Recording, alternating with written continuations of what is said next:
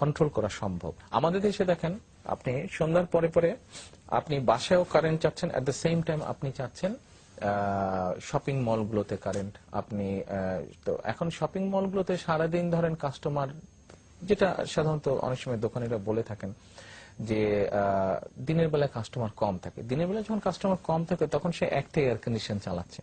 সন্ধ্যার পরে যখন বাতি অর্ধেক বন্ধ করে দিচ্ছে। সন্ধ্যার পরে যখন কাস্টমার আসছে তখন সে একটার বদলে দুটো বা তিনটে এয়ার কন্ডিশন চালিয়ে দিচ্ছে, কারণ কাস্টমার ঢুকছে।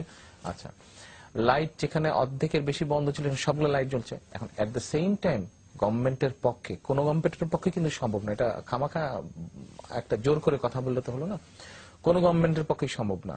যদি সম্ভব হতো তাহলে লন্ডনে বা টোকিওতে বা নিউ ইয়র্কে এরা সন্ধ্যার পরে দোকানপাট বন্ধ করে দিত না, চালু রাখতো তারাও।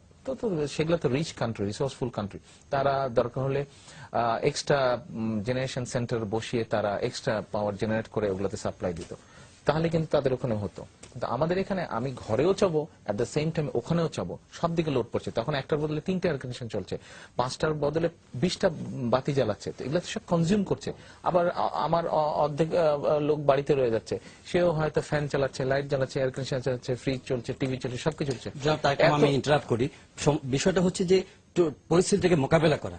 আপনি উদাহরণ দিচ্ছেন, কিন্তু এই বিদ্যুৎ সমস্যাটা গত 5 বছর